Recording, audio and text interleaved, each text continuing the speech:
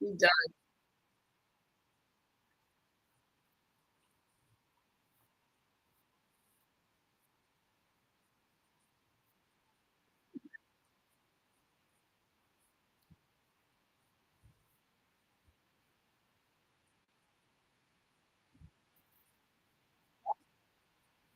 I'm so good like you. I feel like I'm just so busy. They need to clone me. I can't do everything. Not so many. My son had 103 3 temperature yesterday, but he's down because I works my magic. It's down. He's fine now. He's okay. It just, he typically he when he's around other little kids, I swear he always gets something. And And I'm just like, because 'cause they're always sick, and so I just told him, "You gotta start taking your greens, you've been slacking on that," but I nursed him around the clock, like, just, it's this, clock, and now he woke up, he's okay now, so he's just resting and chilling, but Okay, I'm very good. exhausted, needless to say the least, right? Gotcha, gotcha. Okay, well, they couldn't hear any of that conversation, but that's okay. We are back, and we are back, and we are better than ever. So let me start over again. What's up, guys? It's your man Donovan Sharpe, and welcome now to the second edition of I don't know what I'm going to call this particular Okay. podcast. I think I want to call it Honest Hot Girls. I think I might want to call it Does Size Matter? Maybe something viral, maybe something viral like the hard R. I actually thought about doing that for a little while, There you so we'll see what happens. What this podcast series, gentlemen, is designed to do is to we want real, honest, candid information from attractive women. That's how this goes. Listen, there's so many other podcasts out there who dunk on women. And listen, I helped create one of those podcasts. I helped create Fresh and Fit. Totally support what they do. Women need to be fucking dunked on.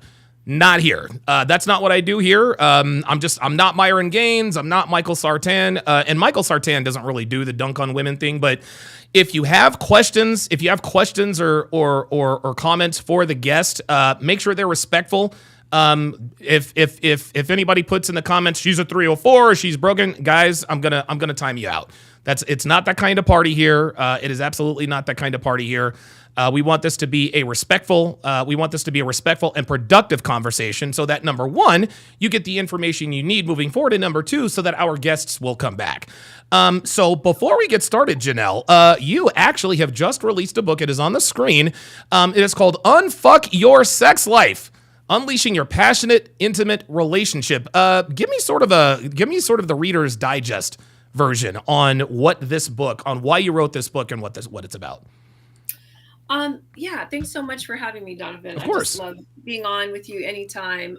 You're just the real one. You keep it real, and appreciate you it. really want to help your audience, and I love that. And that's why I wrote the book. Okay, I think that there's been so many misconceptions with what's going on, like in the podcasting world with Fresh and Fit, Michael Star, all these things, and I think a lot of it is really good information. A lot of it, yeah, is just for clicks, right? sure, But they're at the underlining issue of this movement kind of taking off in the last year. You realize that there's something that's not working right, in the relationship dynamic, right? absolutely, It's not working. If it was, we wouldn't have all these damn podcasts about it, all these right, things, all these women getting roasted, all these, you know, men hating feminists. Like, it just wouldn't exist if right. things were working. And so I saw a great opportunity to take my knowledge, which is a very, spiritual esoteric practice, Okay, but put it into a modern day approach to what men and women don't really know about the opposite sex in regards to sex, in regards to sexual anatomy, in regards to pleasure potential, in hmm, regards to orgasmic potential, in regards to how to maintain the sexual polarity, because we know that relationships don't end for lack of love, they end for lack of sexual polarity. When Ooh, that's wow, gone, then it's over. You can love your wife and not want to fuck her, that's right? true, very true. I guess, but right. And so that's why I wrote the book, because these principles, it wasn't about like, because people say, well, can you, you're not married. I'm like, no, I'm not married, but I don't have to be married to understand the principles and Sure, understand how patterns in relationships work and understand the sexual energy dynamic. okay, Like, this is like metaphysical principles, sure, but I just dumbed it down and made it make sense. So I we like it. go through the book, we talk about Where does all the sexual problems start? And I think it starts with shame. I think Huh. that most sexual problems in relationship start with sexual shame. Okay. Why is that? No one ever taught us about sex. They tried. Well, in school, but that Yep. was that more fear mongering, right? Yeah, probably. In Probably. religion, they teach you not to do it and that you'll go to hell if you do. Right. And then your parents, unless I'm your mom, don't say shit. Or they say some weird, here, use condoms. Or one of my colleagues, they threw a Playboy magazine at him. Like, they don't tell you anything. Right. And then you go into the world and you're supposed to figure this shit out. Yes. Right. And so then you're like, well, what do I do? Do I listen to this? Do I listen to that? Mm-hmm. And so everything that I teach comes from, if you're a geek, if you're a nerd, you'll like it. It's from a metaphysical standpoint. Okay. Where it makes sense. It's going to like A plus B, or sorry, 1 + 1 = 2. Sure. You know, like it's that kind of logic, even though it's a metaphysical practice. Okay. Gotcha. That makes sense. Yeah. So that's what we do. So the book is actually, it's not just like let me read this. It's an interactive book. It has pictures and diagrams and, things Illustrations. that you can use and say, okay, well, this is my anatomy. I never even knew my anatomy worked this way. Okay. I didn't know that women could have 11 forms of orgasm. I didn't know that men could have full body orgasm. Like, I didn't know this was a thing. And then I give you the rule book on how to get there. Good stuff. Listen, the book is out on Amazon now. So guys, be sure to go pick it up. I put the link in the description. So Janelle, before we get into the nitty gritty with the questions about dating, sex, and relationships, you have how exactly did you find yourself in the world of talking about, because listen, there are many different kinds of influencers. You are clearly you're the type of influencer who focuses on sex. Now, you did spend some time in the industry. I don't want to misquote you, but just sort of talk to me about your journey from when you were, I guess, a civilian to where you are now and how we ended up here. Yeah, no, that's a great question. I think you always have to know where you came from to understand where you are and to get a map for where you're going, right? That's why I tell all my clients, like, where are you now? Where were you and where do you want to be? And then I'll help you bridge that gap. If you don't do that, then it doesn't make sense. And for your listeners, it'll make sense. So I think we talk a lot in this community about fatherless daughters, right? Okay. Yep. Right? And not being around or not being involved, and how that's a detriment. And it is, so I grew up basically in the foster system, did not have a good life, would not wish my life on anyone. Wow, I didn't know that, Janelle. Yeah. So I'm a foster kid. I was a ward of the state literally till I was 24, which that's in my second book. Sure. And that's a whole nother thing, right? So basically, I was just lost, and I was, I went through a lot of stuff that kids shouldn't go through. Okay. Right? No child should have to go through these things at a very, very young age. Oh, wow. And so from that, it already kind of fucks you, if you will, right? Sure. You're like already marked. And then I was placed into a very well-meaning, extremist, fundamental, like Mormon, but Christian cult, if you will. Wow. So very much so, which is why I get which is why I have a hard time with a lot of the religious stuff. Not like people that are like faith-based, like who live what they say, but the whole other thing, because I felt like it was so damaging to me. And that, sadly, I did enter the armed service because I was looking for options and answers, and a place to belong and family that I never had. And I got injured, sadly, and so I got out. Oh, no. Good God. And from there is when I was just looking for something, and that's how I got to Vegas, really. I used to do, little stuff with local photographers, nothing crazy. A low rider stuff when that was all big back in the day. That's aging me. Low rider. Wow. Low rider magazine. All that stuff. So shooting that. And then I got connected with this modeling agency in Las Vegas, and I was doing just local convention stuff, nothing did a little few local print stuff, but nothing high scale, obviously. And then from there, I was just, I was like looking for more. And that's how I got into the exotic dancing entertainment world Okay. in Vegas, if you will, and stripping, Okay. whatever you want to call it.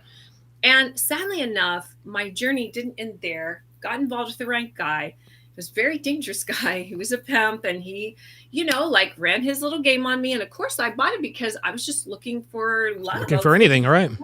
I was looking for everything that I didn't grow up with, right? Okay. Crazy enough, you can actually look this guy up online. I was able to get away, but it was a long, hard process. Okay. And I never turned him in. I was not that strong. But the girls, the group behind me, they did. And it made the Las Vegas papers. And Oh, wow. yeah, he did serve time. Oh, wow. Yeah, he did. So it was a big thing. So a lot of people try to say, oh, I don't know. Everyone wants to say that people are lying when they're really telling the truth. It's Sure. weird, and the people that are lying never get caught. It's so strange to me. It's like, I guess because it seems so like too strange to be real that people think it's a lie. It's right? not just that, Janelle. This community has a very, very bad reputation for a lot of very good reasons. And one thing that we are staunchly against here is believe all women. And I got to tell you, and listen, you and I, we've been I think I'm maybe 7 or 8 years older than you are, but we've been around long enough, and we've been mature long enough to know about the advent of the whole hashtag Me Too. That stuff's been going on forever, just now to the forefront. But what I was it's interesting. I was actually talking to Devin about this the other day with the whole Diddy situation. The girls that make these false rape accusations and false domestic violence accusations, they don't realize that they're hurting the real victims. The Diddy victims are the ones. Anytime there's a girl who gets busted for making a false rape accusation or a girl who lies on a guy, okay, it kind of gets swept under the rug and it goes away. But then when you have girls that have legitimate complaints and concerns, they come to communities like these and we're like, no, like we've seen this movie. What you do, you deserved it. You deserved it. You put yourself in that situation, et cetera, et cetera. Listen, there are some men out there who do some very bad things and they don't always get caught. Now, all of that being said, that does not mean that we should believe all women, but by the same token, you shouldn't assume that every woman is lying about this sort of thing. Am I wrong? Absolutely. And it's like, I think this is where it does get tricky dating today, because you really honestly have to be very present and very discerning. And I think a lot of men don't know how to do that. Sure. Because they don't even know who they are as a man. Right. Not only that, they lack the requisite experience as well. They just don't have enough experience with girls. Yeah, especially the youngins, right? Or the ones who may be like me. I lived a sheltered life. I didn't, like, I grew up in a cult. So even when I was in Vegas in my early 20s, I was like 16 in the clubs, mentally, emotionally. Do you understand? Sure, like, sure. My life was going to church, baking, sewing, playing the piano, singing. I promise you that's what I did and nothing else. I didn't leave the house. Okay. Sure. Wow. Okay. So, truly Mormon. Yes. And even though it wasn't Mormon, it's like fundamental Christian, that same level fundamentalist. of like gotcha. Okay, the way they run things. Okay, I gotcha. Yes. Okay. And so I think that when you have this kind of like pulling away from the rest of the world, and you're not like, even in the Bible, it says be in the world, not of it, but you have to also be in it, because if you raise your children to be so sheltered that they know absolutely nothing, when they get out into the real world, they're going to get screwed. Eaten. Yeah, they're screwed. They're screwed. And that's why I teach my son the way I do. Okay. I tell him, hey, this is your penis. No one fucking touches it. Period. The end. There you go. That's right. The end. That's and right. I told him that when he was barely forming words. Wow. Because you have to, because he was in a very prestigious preschool, a Christian one, but you don't know. You don't have the luxury of saying, I want to wait till they're older. Yep. No, you tell them that's your body, that belongs to you. No one else touches it. You have to. And in a lot of ways, Christian preschools, the Christian schools are the ones that are the most sexualized because it's low key, right? And because this is what I talk about, there's so much shame. There's so Yep. much shame attached to your sexuality that they have to do it to unsuspecting victims because they're not getting fucked by their wife at home. Right. Absolutely. Okay, let's get right into it. The $1,000,000 question, Janelle. When it comes when people and I'm sure you get emails and messages and DMs all the time about sex, relationships, et cetera, et cetera. The number one question that men ask and what we want to know is, does size matter? So, Janelle Gordon, Yeah. does size matter? Well, I think it's interesting that you asked this question and that you should go to my book because there's a chapter that really says the same thing. Okay. And if you look it up on your Kindle, I wanted just to say really quick how I got into this work. It'll take 30 seconds. Yeah, go ahead. Absolutely. Go ahead. So basically, after I got out of the life, I went, I just couldn't escape the cycle, and someone helped me and said, listen, Tantra once really saved me when I had to experience a lot of sexual trauma, and it helps me. And I want to help you because I feel like there's a power within you that you need to help others. Okay. So he said, if you find a school, I'll send you. So I looked up a school in Thailand. Mind you, I grew up in Thailand as a missionary's kid. So I just felt like home. So I went to Thailand and I studied for a year. I lived out of 2 suitcases. I didn't work. I did absolutely nothing but study under my gurus, studied a little bit in India. Okay. And oh, wow. That's how I came to learn these teachings. So and it's funny, I can see the motif, like I can tell the motif, the aesthetic is very Indian, very Eastern. Yes, definitely. And so then that's how I got into this work. And then ever since then, I was a little nervous at first, like, how do I bring this to the world? And then finally I was like, I'm either going to do it or I'm not, right? There you go. How you do anything is how you do everything. And so now I'm here. And so you're right. I do get this question all the time. And what is your answer? My answer is size, yes, does in fact matter, but it's not just the size. It's the size and the shape of yourself and of your partner that you're paired with, or your spouse, if you will. So the long and short is that your size does matter, but it only matters in proportion to your spouse or your lover. Wow. Now, Janelle, I have never, ever, ever thought of it that way. So for example, I'm a big guy. I'm 6'2", probably on the wrong side of 240 pounds right now.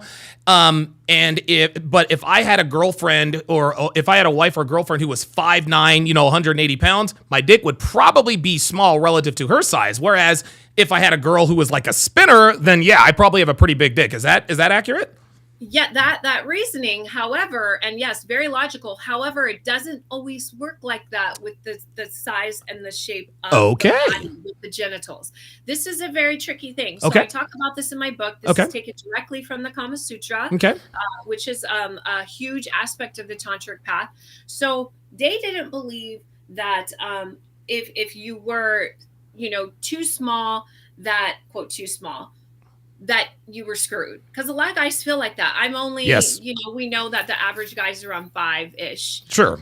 That's the average man, right? But say you're less than that. Say you're 4. Oh God. 5. Oh right? Jesus Christ! That dude, you just gave me fucking heart palpitations over here. Oh my God! Thank God. I know, but some guys think it's over. It isn't over. Okay. Though. It's literally about finding the anatomy of a woman who matches your size of your lingam. And lingam is a Sanskrit word for penis. And that's what we say. You don't get flagged. And when I'm talking, nothing, because they don't know what lingam is. No, they don't. Is vagina. So it's the same thing. Okay. So if you're big, though, so basically you have 3 sizes. Okay. And you'll see the graph in my book. So there's like small, medium, and large. Okay. Just like, tall or tall, grande, venti. Put it in Starbucks ease. I promise you it's like that. But I know everyone can relate to that. For the Kama Sutra, they used animals. And it's nice for the guys. But when a woman is called an elephant, it's just not nice. So I kind of... If she's an elephant, she's an elephant. You know what I'm saying? I mean, if she's a whale, she's a whale. And this is in regards to the anatomy, sexual anatomy. So I used fruit. And so basically you have the small, medium, large fruits. And if you are a small, then you're okay to be with a small yoni or a medium yoni. Okay. Right? Okay. If you're a small guy, if you're a small fruit. Now, if you're a large lingam, then you can be with a large yoni, it sounds terrible, or a medium yoni. Okay. But you can't be with the small. It just Okay. won't work. So Okay. you'll see it in a graph, and you basically never want to cross the diagonal. You just Okay. want to go in your lanes. Does that make Okay. sense? No, that makes perfect sense. Janelle, I got to tell you, I have never, dude, I'm 47 years old. I had never considered, and of course it's obvious because of course, we're human and we understand what it is. But in the whole does size matter thing, it had never occurred to me that the size of the woman matters just as much as the size of the man. I've never thought of that. Because I'm a man. Listen, I'm a man. I'm insecure about my dick size, right? We're all insecure about our dick size. That's just how it is. And so, but I never considered the fact that, and I've had sex with many girls in my lifetime. Dude, some girls have told me that I'm trash in bed. Some girls have told me I'm a sex god. I'm probably somewhere in between. Who knows? As far as Devin is concerned, I mean, listen, maybe she likes the way I fuck her, maybe she doesn't. She lets me, so I guess I'm not terrible, right? That's just the way I see it. You're winning, yeah. Yeah, I guess so. But I'd never considered her size being as important as your size when it comes to the size. It's really important. And honestly, for women, it's easier for us to manipulate our size-ish than it is for men. Okay. So when we're talking about size, we're talking about the length. Yes. Of basically the yoni inside. I don't want to get too graphic. No, it's right? okay. It's all right. So say if you're 5 inches, which is average, that's our small fruit. That's our carrot, if you will. Okay. And but the woman's is a papaya, which is the large. You're not getting in for the woman and the man. He's only getting in so far, right? Or I mean, she's going this much longer. Does that make sense? No, it makes perfect sense. So it's a little bit challenging. How to this can get really complex. So I'm trying to keep it simple and not go off. But basically, women can learn to train their yoni muscles, and there's ways to do it. There's also ways for men to grow their lingam, but that takes a lot of time or a lot of money. There's 2 options, I always say: a free version and then a more expensive version. Yes. So there we go. Wow. Does size matter? Wow. Look, I'm going to tell you what, we get in the podcast. We get in the podcast right now. So yeah, guys, if you are smaller down below, then guess what? Go after the smaller girls. Now, let me ask you this, Janelle. Is it true? Because one thing that I've always assumed is that because when girls get overweight, they become whales. My guess is that their yoni is probably pretty big. And if a girl is small, her yoni is small. Is that true? That's actually not true. And wow, it would be that way. There's varying factors. I know this is so weird too. Let's go. Because it's the same thing with guys. You could have a giant guy and he have a very small lingam, and you could have a guy that doesn't look like he's like a destiny, done a thing of work in his life, and he could be slinging what I call my cucumbers, my giant cucumbers. Well, hold on. Let's speaking of Destiny, one thing's for certain: Destiny ain't slinging cucumber. Because if he was slinging cucumber, Melina wouldn't have left his ass for a dude that wore a dress. So let's just get that out of the way. Exactly. So fucking loser. So the thing is, there's so many factors. One is elasticity. Remember, the yoni is a muscle. Yes. Just like and so is the lingam. Yes. Correct. So most women have never in their lives once done anything to work it out, but yet they'll go to the gym and work out all the time, which is kind of weird when you think about it. Like, why am I not working out like my yoni, which is basically my prize? Yes. Even if your woman gets older, if she keeps her yoni and everything like tight and right and lubricated, it's still enjoyable for a man, right? But if you just let it go, then it's like out the window, right? Wow. So, and it's the same thing with the men. Men have to do strength and conditioning. Sure. With their yoni too. Of course, it's a little different. So elasticity could be one thing. If they've had children, how many children they've had, if they've done anything to work on those, the tonality of the pelvic floors, the pelvic floor, the yoni walls going inside the yoni, and actually strengthening them if they've done that. And then some of it is just genetics too. Yes, that's very true. Your lingam is just genetics, and freaking Destiny's is probably not great genetics, but it's probably not. And listen, man, I got no problem with people who haven't come out, but Destiny, bro, you need to just go ahead and come out, man. Just come out. Like, listen, and I don't think honestly, I don't think anybody would be surprised, and I don't think it would hurt him. I think he would be acknowledging what the rest of the world already knows about him. Just come out and you'll be so. Dude, if this dude came out, maybe he could stop taking Adderall and arguing with people just to argue on any channel he wants to. Just be happy, be upfront, and just do what you got to do. All right, no more pot shots on Destiny. Yeah. Ken Rose with the $2 Rumble rant. Appreciate that very much. So I've got some questions from my Discord. With regards to your time as a stripper, here's one question. Would you ever date a man who previously paid for your services? I know women have these like crazy rules about it and stuff. Mm-hmm. You know, did I ever date someone? I'm actually trying to think. No, I understand. It's a good question, right? A few years ago, and no one ever asked me about this part of my life because I don't really talk about it. I mean, sure. Why would I? Hey, right. Of course. 15, like I'm not talking about it. I did date someone once. He played in the NBA. Okay. And he was very tall. He was 7 feet. Woo! Wow. Yeah, he was tall. He played for the Mavericks. But we dated for a little bit. It didn't work because his long distance. Sure.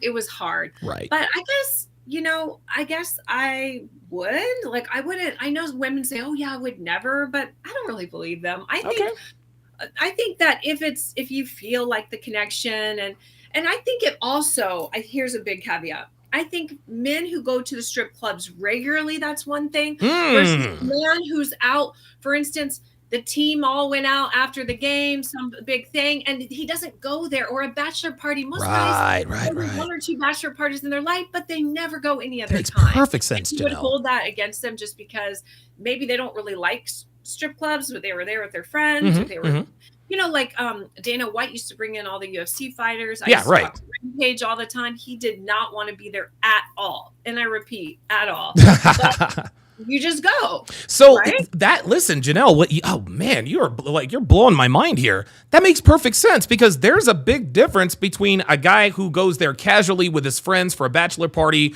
or some kind of event and a guy who frequents strip clubs frequently. So now let me rephrase the question. Would you ever date a regular who had previously paid for your services? No. Okay. And why not? What's the mentality behind that?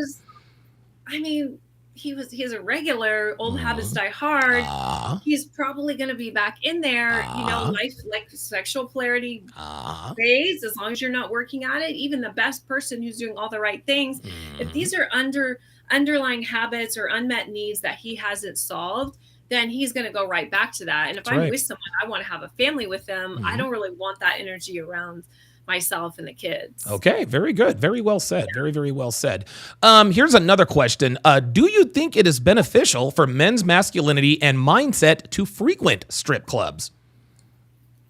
I don't really think so. Okay. No. And why not? It just depends on, I probably don't subscribe to what the masses subscribe to, and I understand that, and I am not judging because I know my life is weird. Like, I get it, I used to drink my urine and like bodily fluids. Yeah, right. In Thailand, like trust me, but I just think that energy is really low. Okay, I think that it's in my mind. I do think that it's exploiting women a bit. Okay. I just do, and I was a dancer for 10 years, so like Vegas, that whole lifestyle. I get it. I've seen the hottest women around the world. I just don't think it does anything for the dynamics. Okay. I think women start to always think that men have to pay them. I think that gets in their mind. Yep. And that skews their judgment in regards to a healthy man who doesn't want to go to clubs, who wants a real intimate connection with them, wants a real relationship, but they're still stuck in the strip club. Okay. And then for men, I think it what's the word? Reinforces pay to play. Yes. Quid pro quo. Quid pro quo. Now, you and I both know that relationships are transactional, right? Yes, like I would not be in a relationship with Devin if I couldn't, if she didn't have sex with me. She would not be in a relationship with me if I did not provide for her. But the stripper / I guess John customer client relationship, that is a direct transaction. In a relationship, it's understood. You provide me the sex, I provide you with the resources, and we're one big happy family. But in the strip club, it happens immediately. There is no lap dance without the cash, and there is no cash without the lap dance. So let me ask you this. Since stripping, how has your view changed of men before stripping to right now? Yeah, so if I had just come straight from the strip club into the real world, I think I'd still be really effed up. I'm not gonna lie. Okay. However, I went to an ashram and spent a year in Thailand and India where the only thing we did is worship the divine masculine. Oh, okay. Wow. Where is this magical place? Yeah, it's a very magical place. The men loved it there. Unfortunately, I was not interested in any of the men were there, but I played along because it was good for me to start seeing the God. What we would say is we look for the God in every man in front of us. Okay. So we do this activity I do at my retreats called soul gazing, and we go around the room. There might have been 100 men, and the men would get up and move, and the women we would be in the inside of the circle. The men were in the outside, and the men would rotate every like 3 minutes, and we would just in each person just look into their eyes, and we would find the God, the divine in them. Okay. And so it was that practice that started like I don't know what it was, like a pattern interrupt that helped me to start seeing men as not just a number, not just a wallet. A wallet. I started seeing like, hey, and even some of these guys, I'd be like, this guy's a creep. What is he doing here? My mind would say that because you're just staring at the guy. You're not saying anything for 3 minutes. It's very intense, right? Sure. And so then I would say, nope, there's God in him. There's God. Find this in him. He's here, And so for me, I started that practice, and that's what, of course, I do on my retreats. There you go. Okay. Women, foster this. So yes, if I'd come out of the strip club and just gone straight into the world, I don't think my view of men would have really changed. How can it?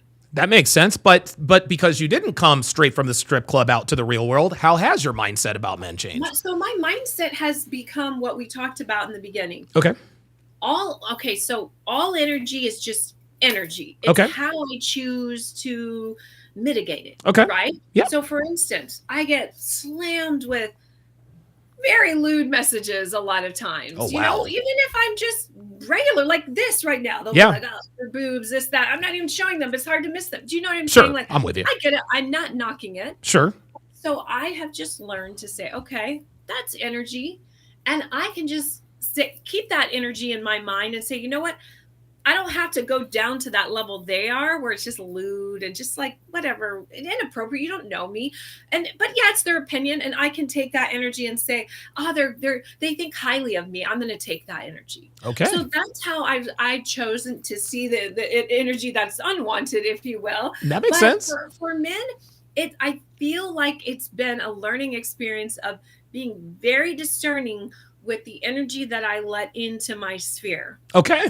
That makes sense. And not all men are bad. Not all men are, just want to use you or, I think for me, but again, I have a gift and I know it's weird.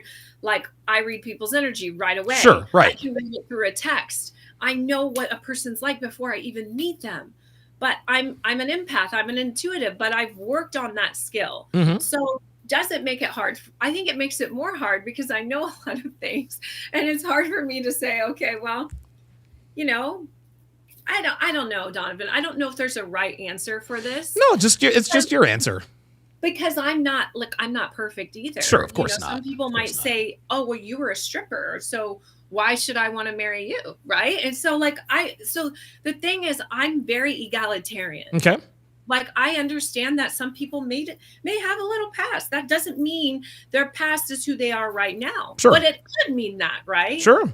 So I think it's for me, it's been a case by case, and here's one thing I will say I live by is when someone shows you who they are, fucking believe them. Mm-hmm. Yeah. Oh, dude, absolutely. Don't wait for them to change, especially men. Women want to change men. Why? What?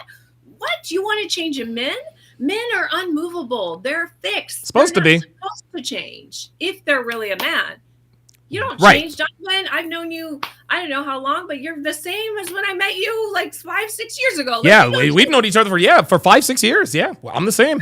I've changed my hair how many times? A lot. but that's women. That's the feminine. And the more Sure. feminine the energy, the more the woman will change it up. As long as her core and her value stays the same, of course, right? Okay, very good, very good.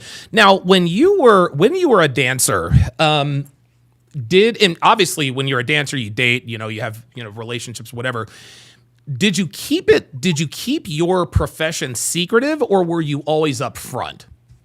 So I did. So for me, it's a little different because I had a pimp for most of the time I was in. Okay. But in Vegas, certainly. But there was about a year or so that I did it, and I did date. I know it sounds like I'm a pro hoe, but I'm not. Like I A very, pro hoe. I was like, A pro hoe. That's great. because I was about to say I very seriously dated an NFL player. Like I'm still friends to him this day. Like we don't talk often. He just went through divorce and stuff, but he played for the Bears, and we dated for about a year and a half. Mhm. He did know what I did. Okay. But of course, he was in Chicago. I was in Vegas, so we Sure. would actually talk when he was driving into work and when I was getting off work. And he got it. He understood. I Of mean, I course. think some guys they get it. Other guys, it's a hell no. I think for him, he was raised, I think, a little differently. His dad was from where's the area in Africa where they're known to be scammers? I'm sorry, I know. Oh, That's Nigeria. Yeah, his dad was Nigerian. Okay. Yeah. And his mom was white from Chicago. And so his dad had a whole nother family. It was a big thing. So Oh, I think he was wow. more open minded. But in the end, like, I think we would have actually worked out. And You he think? told my family, like, we went to a game, my family came to a game, and he even said, like, I would have waited for Janelle. He's like, he was Wow. just going through this thing, of course, baby mama, it always Of happens. course. Yeah. And in the Right. end, we didn't work out. But so for him, I was honest and I told him. And yeah, I And don't. you I don't think a regret lot and of you don't them. regret telling him then. I don't regret telling him Good. because I think we were both very open and honest. He shared with me what he was going through, and he didn't really feel his baby mama like that. He wasn't attracted to her, but he did feel like long term. Do you know what I Sure. mean? Right. Like, but he felt like it was the right thing to probably stay with her for the kid. Right. And Okay. he did say, and in the end, he did had two more kids, and then they got divorced like 2 years ago. Oh, So wow. but when the kids were almost older, but so in the end, I think honesty was the best policy in that scenario. But I think most guys probably are not open minded like that. Yeah. Yeah. Yeah. Well, and listen, I am. Oh my God! Did George Russell just crash his car? I'm sorry. I'm watching Formula One Oh shoot! Okay, I'm like, qualifying. what? Oh I'm like, my God! Dude, I'm a Formula One addict. Here's another very very good question from the Discord. He says, "Can you truly love?" And we're gonna fast forward to what you do now because you do a lot of work. You do. Oh, Lando Norris got the poll. Cool. You do a lot of work with sex. And listen, I follow you on Instagram. This is just what you do. You're in close quarters with very attractive men. Pause, and you teach couples and teach people how to have better sex. If you were to date someone, could you wrap your mind around the fact that he would probably rather have you do something else for a living, or do you not see yeah. it that way? I mean, I'm like I date like I've dated two end of the spectrum since my son was born. I've only been in two serious relationships, And I and I was actually privy to one of them.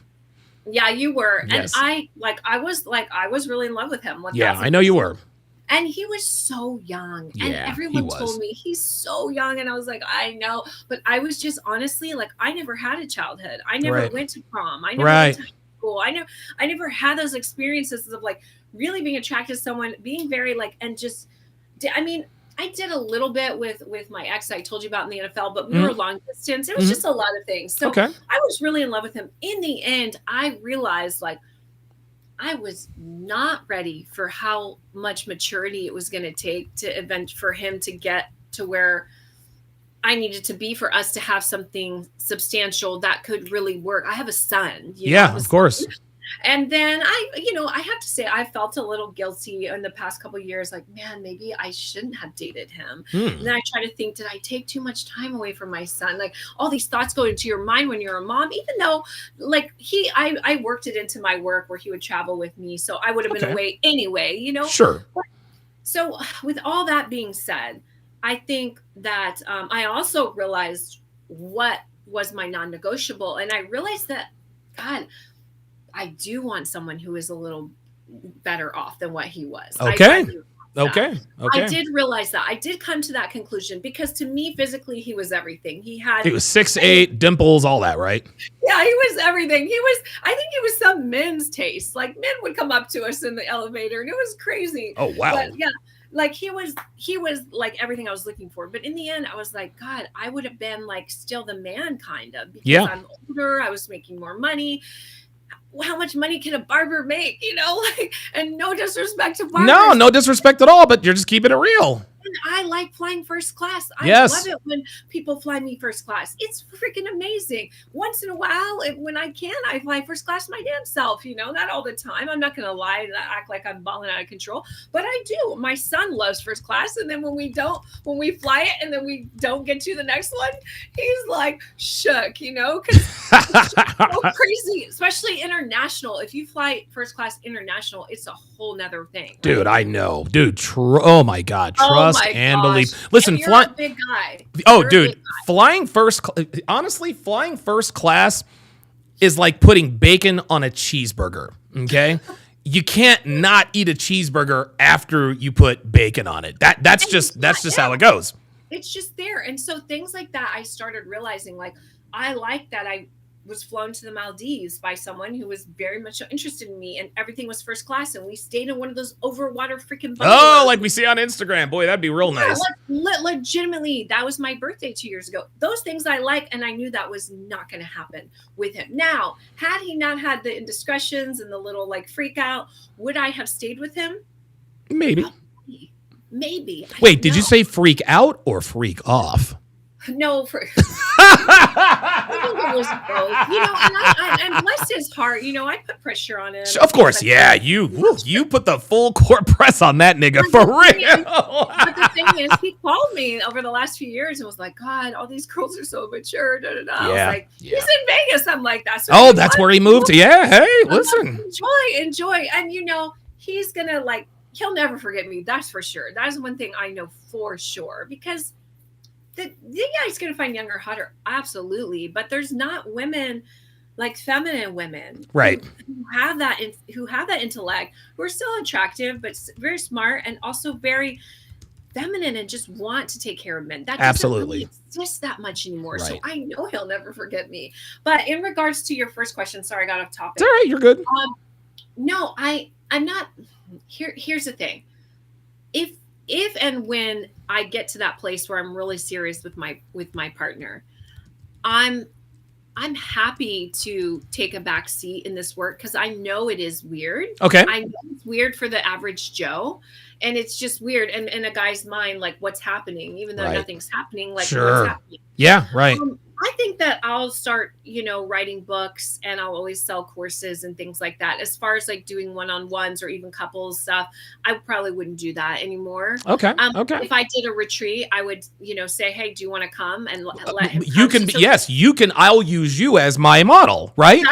That's what I did with my ex. Yes, that's right. That's right. And so it's not a stranger. Okay. And then once he got it, and then I have, if he's not there, I have models that I hire. And so he knows. Oh, good. Okay. Of course, I understand. And listen, ideally, like, I don't have to work that much. I do what I do, but like, I don't think it's wrong for women to want to be provided for, as long as they're on that same end, bringing something to the freaking table. Yes. I don't like the rhetoric, and I'm just going to tell you, in the red pill, where they're like, you can't have this is not attainable. And I say, yeah, if your value is that, and you're bringing what a man needs, which most of the time it's very different, but men need sex, right? Yes, right, we need it. They need a confident, not someone to give them advice unless they ask for it. And even if a man asked for my advice, I would inadvertently not give it to him. I would let him say it out of his mouth. There you go. Because I know, psych. I just know what to do in regards to that, right. You've got experience. That's what comes with it. Yeah. Yeah. And then they, in most cases, want someone to procreate and to give them children, and to keep a nice home and to take care of their needs and to take care of their children. I think a really good example of this is on a like superstar level is freaking the soccer player and his fiance. Um, Oh God, the guy. so He put Serena everything in her and name or something like that. I forgot who it was. Cristiano Oh, Chris. Ronaldo. Oh yeah, yeah, Cristiano Ronaldo. Yeah, yeah. You know, those kids, those 5 kids are not hers. Only 2 of them are Of hers. course, yeah. But he's Cristiano fucking Ronaldo. And she takes care of those kids. I watched the show. I binge watched it. It was so good. She takes care of them like she says these are my kids, and she like they are her, like her own. Right, right. And that's why she has what she has. That's right, exactly. And they have 5 kids together. 60% of the kids are not hers biologically, but guess what? That's what she brings to the table. She takes care of his brood. She's with them all the time. They don't even have like nannies. I'm sure they have housekeepers and stuff like that. But Sure. Like she does most of the stuff like hands-on. And I think ultimately that is what a lot of men want. Okay, very good. Yeah. Excellent. Here's another very, very good question. And I guess we can meld this together. Your time as a dancer, what you do now. What would you say is the main reason your relationships end? Well, hold on. Yeah. Let me ask it like this: within the context of what you do and did for a living, how did most of your relationships end? If your job or jobs had anything to do with it? Okay, great. So I'll just take it very candidly because I'm very candid. So I like to give examples. Okay, I think that's useful. Let's do it. My first relationship, I dated someone who was a lot older, about 30 years older than me. Mm-hmm. He works in the personal development field. He works for Tony Robbins on his stage. Okay. And I met him at an event, and I was not smitten with him. It was not love at first sight. I always say that sexual attraction comes first. And I actually still stand on that. Oh, of course. 100%. I did grow to like him mm-hmm. and love him. Mm-hmm. And he was very influential when my son was pretty young. Really? Yes. He was, he lives in Newport. He still lives in Newport Beach. Oh yeah. Newport Beach. Yeah. Not far from me still. Yeah. Talk, like, I check on his son. He's like, how's Amadi? Like, we have a good relationship, I asked him to write something for my book. So now I have to send it over to him. But, so why ours ended is kind of interesting.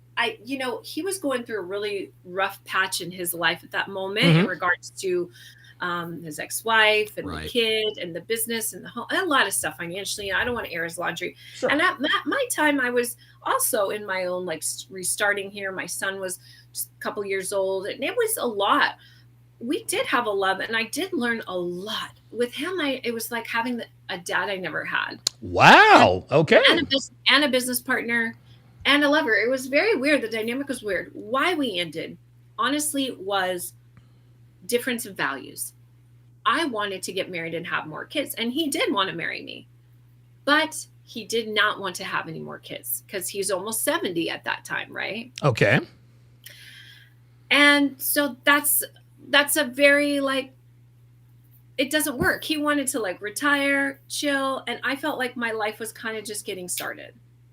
And I definitely was attached to the idea of having a family. Hang on, I gotta wrangle my cat. Callie. Okay.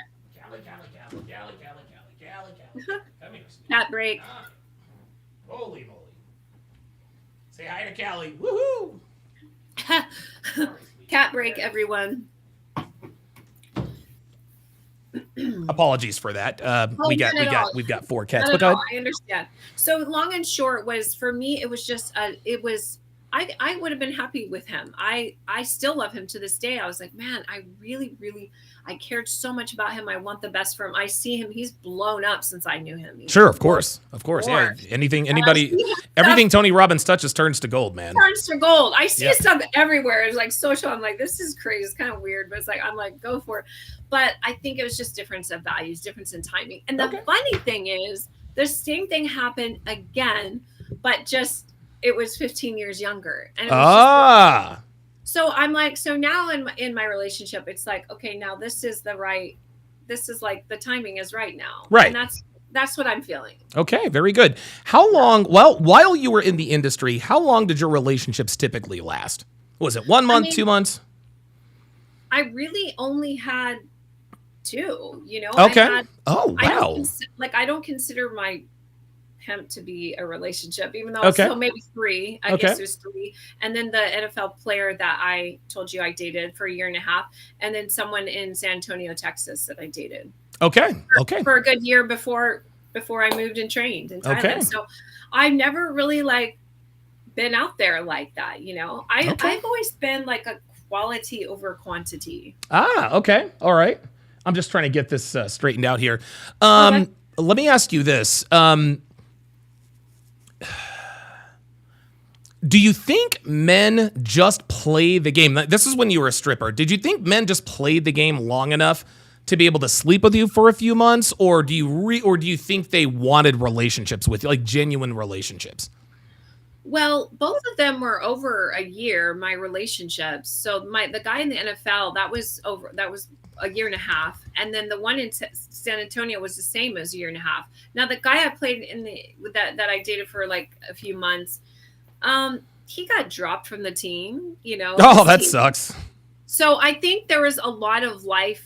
I think in my relationships, it's always been like very situational, Okay. like life stuff happening. Yeah. Maybe we weren't strong enough to. I mean, we've been dating like 3 or 4 months, and he gets dropped from the team, and then Oh, wow. He got cut. Oh, no, that sucks. Got cut for other weird stuff. But long and short is, I didn't have those type of like short-ended relationships. Okay. You know? Okay. Really didn't.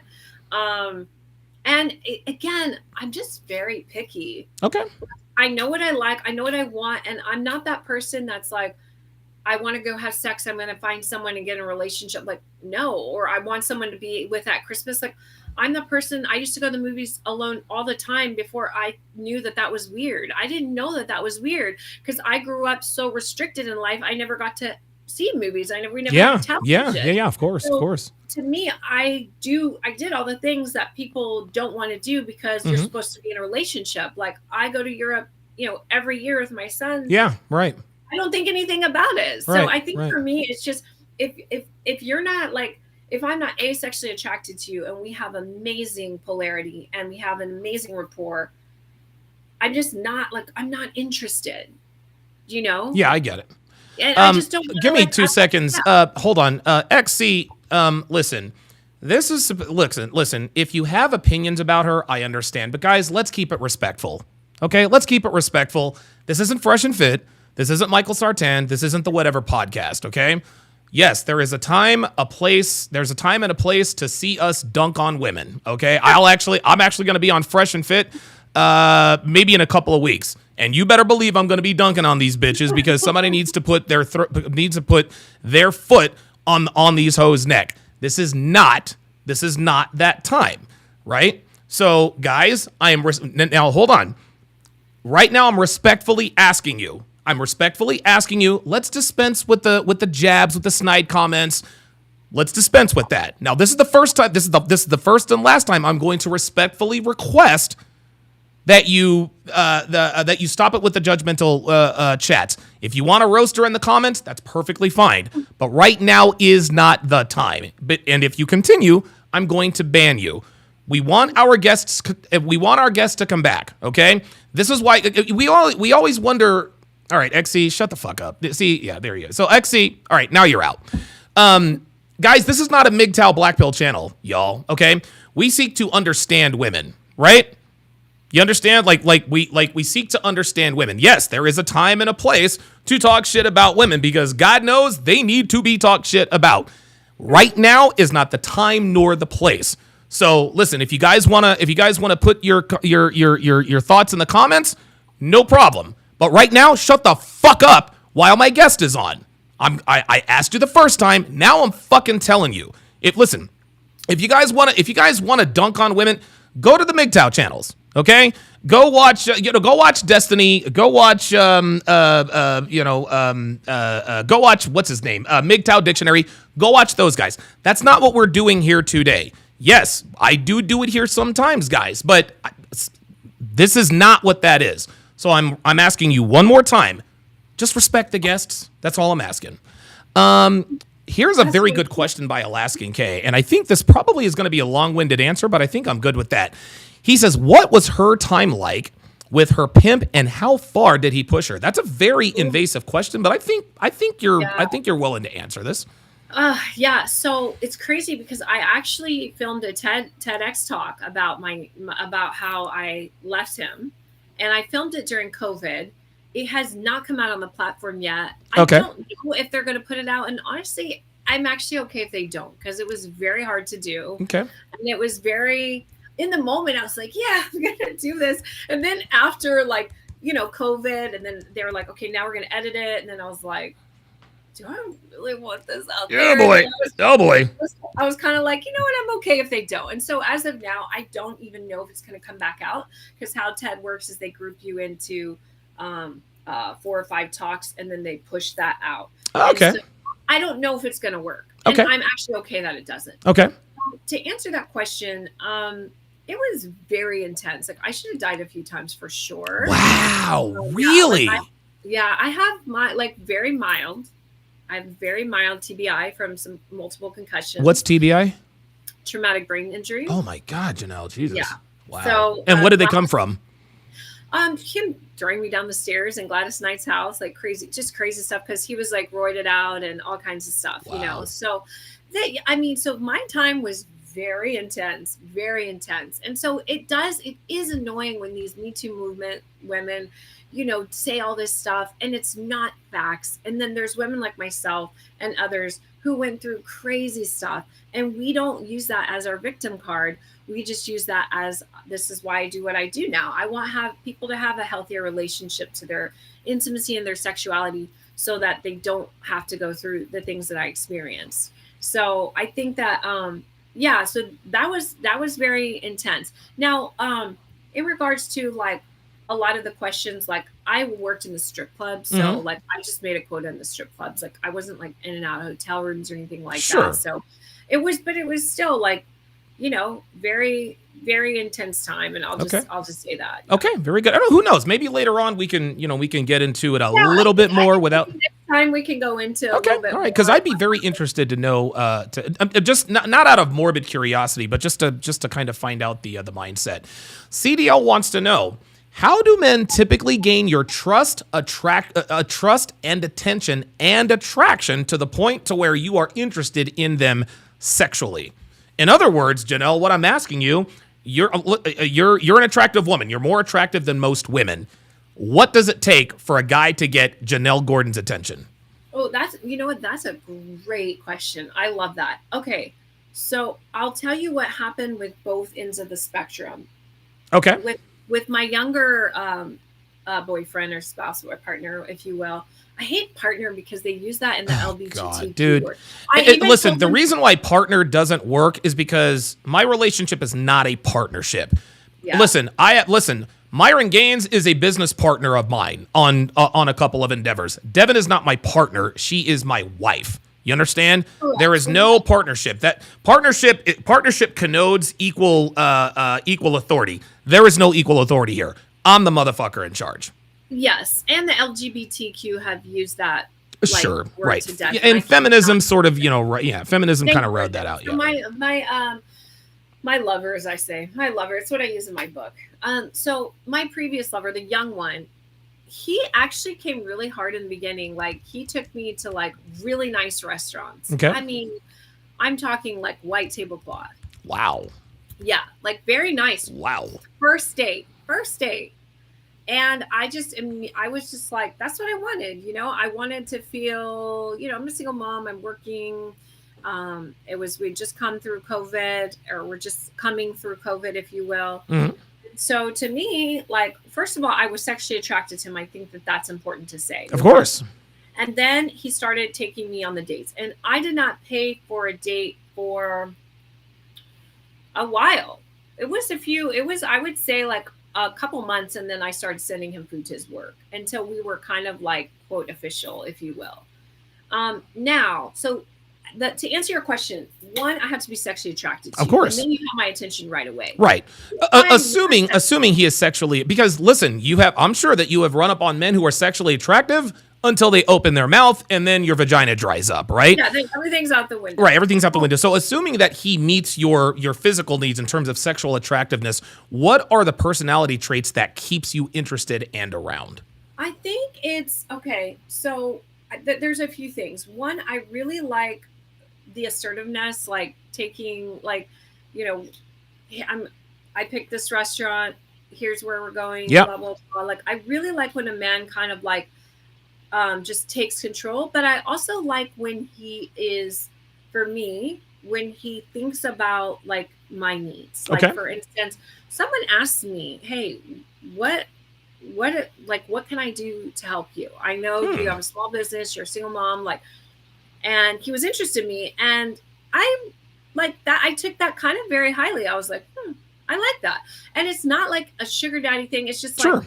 if you're a man and you have means and you're interested in a girl, like, why wouldn't you say, like, I want to lock it down? Like, I really don't want you working. You might not say that right away, but like, you might say, like, how can I make your life easier? Because in the end, if a man really, really likes you and really wants to, like, for instance, this producer that's been interested in me for a long time from Hollywood, he's done some big movies. Okay. He's not really my type, right? He's just not, but Okay. he's very interested. He wanted to go to my retreat. He promised me he would go. He didn't go. He still paid me for the retreat. Oh, wow. Okay. Well, there you go. All right. That to me shows. And maybe for me, listen, if I was like some executive boss babe who's like, I'm just working all the time. I don't have kids. I'm not taking care of people. I'm not really serving clients. I'm just, on the grind. Maybe that might not be the best grandiose gesture. But to me, when a guy puts his money where his mouth is and shows like, I'm really interested, and or he said, hey, like, I'm serious about getting married. Like, I want to get married. Okay. You're the kind of woman I'm looking for. Would you, I wouldn't want you to work. Would you be okay with that? And I think you probably would be. I would. I told him, I'd probably want a store. I'd probably want to do little stuff, like little side business. I'm always going to want to have a little bit of money of my own. I just will. Sure. I don't think there's anything wrong with that. After what I came out of, I'll always want to be a little bit independent. Okay, that makes sense. I just will. Now, so that's the answer. Okay. Now, a lot of guys watching might say, okay, Janelle, basically you said that what you've said, that the way a man is attractive to you, like in order to gain your attraction, he's got to come up off some money. What's your response to that? I did say that. And you know what? You live in Newport Beach. Fair enough. Raising a son who's in basketball. By the way, sports are not cheap. No, they're not. Do you know how expensive to put your kids in sports, like good basketball? Good sports, right? And my son eats, and we eat organic. And yes, I did say come up off some money, but I just debunked the myth that I'd only be with someone for money. Because look at my ex, the barber. Sure. He was making no money. So right. I've done both, and that's why I'm very happy to say yes. I would say come up off some money, because why? For a man, that's the only way it really hurts. In my mind. Okay. What does it hurt for a woman? Opening up our legs, figuratively and physically, sure. right? Sure. Opening our legs and letting you inside our body, which is the most important thing to you guys. Men don't really feel it anywhere. They'll have sex with anyone, really. Yeah, really. we're a lot less selective than women are, for sure. Correct. So how do men really feel? Feel it like they're giving of themselves? It's their resources and it's their time. There you go. I tell men all the time. And the definition of a lot of people think that the definition of a simp is someone who just does nice things for women or someone who compliments women. And I want to run this by you. My definition of a simp is a man who gives an undeserving woman access to his time, energy, attention, and resources, right? Yes. You know what I mean? Don't get me wrong. Don't get me wrong. Women have to invest too. And a lot of guys don't understand this. Women got to get something out of the deal too. A lot of guys think that the red pill is, all right, we're just going to go around and fuck a bunch of bitches and I'm not giving them shit. Okay, that's fine if you're doing that for one night stands. But if you're going to be in a relationship with a woman, she's got to get something out of it too. By the same token, there are less of me than there are of Devon's. So guess what? Devon had to qualify herself to me first. When I deemed her worthy to have access to my time, energy, attention, and resources, that's when I decided to give these things to her. But if she didn't elevate my life in the ways that she does, but I'm still doing these things for her, that would make me a simp. What say you? Correct. what we were talking about off the record, and we won't bring it up, with that scenario with that guy I know very well and the women that he takes care of every month, and it's a relationship. And I said, it's not a relationship. These women are not giving you what a girlfriend would do. That's right. They're not giving you girlfriend energy. They might be giving you a GFE, but Mm-hmm. in this case, he wasn't even getting the GFE like once or twice a year. Girlfriend experience. Yeah, and then you're only getting laid a couple times a year, and they're on salary, and then I'm like, no, they're not deserving. So I think what you said is that caveat is so huge, and that's why I do have that standard, because I do know my worth. I do know what I bring to the table in regards to not doing anything, but just being feminine and being willing to understand what every man's needs are, which is different, and being able to give that to him, and being able to sacrifice when it means, okay, he doesn't want me working. Sure, I still want to have a store, this and that, so I have some money coming in. But yeah, I won't go work. I'll stay at home. I love cooking. I'm an avid baker. I would buy me a baby grand. I'll be home naked playing it when you get there. Like, and really, that's what he said he wanted. He's like, just be naked playing the piano. Yeah, there you go. Hey, naked in heels. He forgot the heels. Let me ask you a question here, Janelle. In your opinion, what do you think the number one reason attractive women? Now, in your case, this is you notwithstanding. You came up through the foster system. You fucked around and got under a pimp's thumb and all that good stuff. So your situation's a little bit different. But what's the number one reason attractive women choose to be sex workers over settling with the rich men that pursued them? Because sex workers get pursued by rich men all the time. But for whatever reason, they choose to, instead of going to get the bag, they choose to stay in the industry and get multiple bags, and then they age out, and then the rich men don't want them anymore. And then they don't want them. Right. That's a great question. And the reason, what I saw in the clubs with my own eyes, I worked at the Rhino. I know John Christo. I still have his number in my phone. Wow. So you know Christo, huh? Yeah. Damn. John had a lot of respect for me because he said my stage name back in the day, and he said, you don't need help making money. He's like, I don't have to give you clients, you just do it. And it's because I learned really quickly how to talk to guys, how to be a practical psychologist, how to make them laugh. And that got me very far, because there's like 400 girls in the Rhino every given night. About 200 of them are smoking, and so the rest are fillers, whatever. But so we would call them like filler girls. Yeah, of course. Atmosphere models, whatever. Yeah. Atmosphere models. That's hilarious. Okay, so what I saw is most of the girls had loser boyfriends. A lot of them had loser boyfriends that, like, from their hometowns. Okay. That would just stay at home and blow up their phone and be like, when are you getting off? Who are you talking to? Did you do a dance? What's going on, really? Like, I think a lot of it was loser boyfriends, that they just paid all their bills and stuff like that. And then the other thing I noticed, what I would notice is a lot of these girls would accept the one bag. Okay. They would leave. And we would always talk about it. We'd say, oh, we'll just say Candy. Where's Candy? I haven't seen her. She's not here. Because listen, the girls, we all come in, there might be some girls on vacation for a week, but at the end of the day, you're back. You're on the grind every night. Every night. I worked on holidays. I worked at Thanksgiving, whatever. It didn't matter. I worked it. Wow. And so you'd be like, where's Candy? And then someone would come up, oh yeah, she's out of the life. I'd be like, she retired? Like she bought some real estate. She's like set up now for good. She's good. No. Like, Joe Schmo took her out. Wow. And so then I would say, oh, so she traded this job for like a full-time job. Basically. Yeah. But the thing that we would find out is that those never really worked. You'd see them back in about 6 months. Really? Why is that? Is it because of the guy? Because again, the guy takes her off, and you know how it goes. Hey, listen, and of course, they sell you the dream. You're going to be a stay-at-home wife. You'll never want for nothing, blah, blah, blah, blah, blah. They take the girl off the pole. She doesn't have to work. Why do these relationships not work? I think this is a really great question. Okay. And I'm not going to say that they didn't work. I think there was, I know someone perfect. Like, I know someone who lives in Vegas. Okay. She's an escort from like Uh-oh.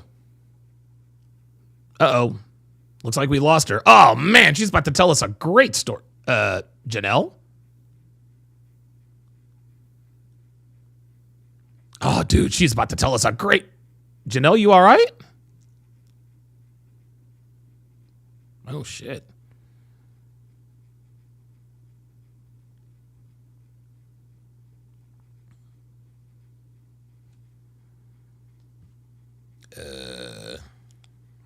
Let me text her. Wait a minute, you okay? Man, she's about to tell us a great story. Oh, my goodness. Colonel says, could it be the fast money and lifestyle is too addicting? I think that could be what it is. Like, you know, like in some cases, you can take the girl out of the strip club, but sometimes you can't take the strip club out of the girl. Let me drop her and bring her back up here. Hold on. She just fucking disappeared.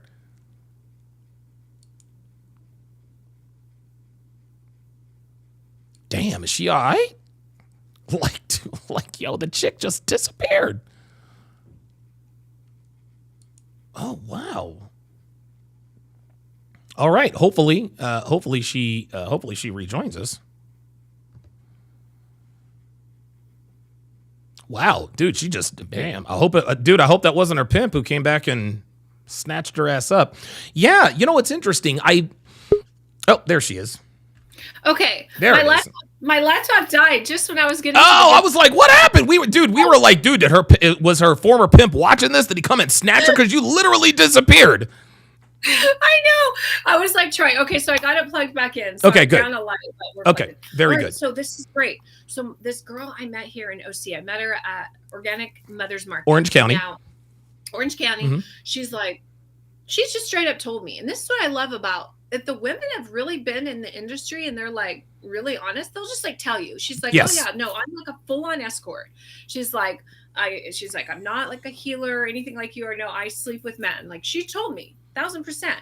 And like I got along with her because we were both like crazy into holistic health, like always doing weird shit, you know? So right. I just kind of was talking to her, curious about her life, and she would tell me like, hey, yeah, like there's this one guy, I really like him, and he was a client, and she's like, well, he asked me to marry him, and I was like, wow. And she lived in Huntington. She had like a modest little home there, you know. She bought, and she would still see clients, and the guy, I guess, knew it, and then I guess the guy finally was like, and of course he was a plastic surgeon in Vegas. He wanted to take her off the market. There you go.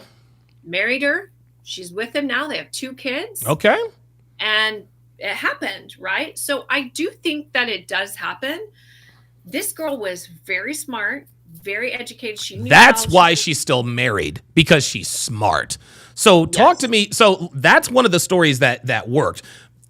So what percentage of girls who get taken off of the market, what percentage of them end up back on the pole or back in the industry? In just, I don't know, spitballing just right off the top. And just whatever shocked you statistics. I don't know. I would say it's like 80-20, and that's probably generous. 80-20 as in 80% works and 20% don't?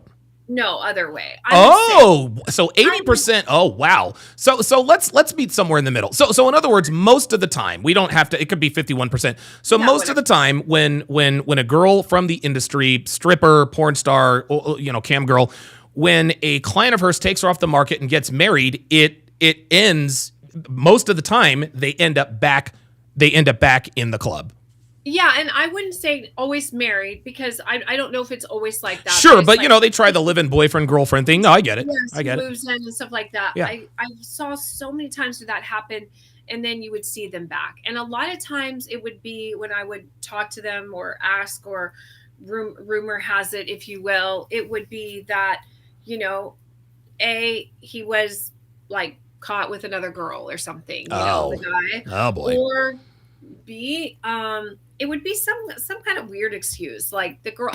I think sometimes excuse. Here's a possible answer. A Colonel's in the chat says, could it be because the fast money and the lifestyle is too addicting? Listen, when you're in the strip club, it's a nightlife, it's drugs, it's great drinks, blah blah blah blah, and all of a sudden you got to be Susie Homemaker.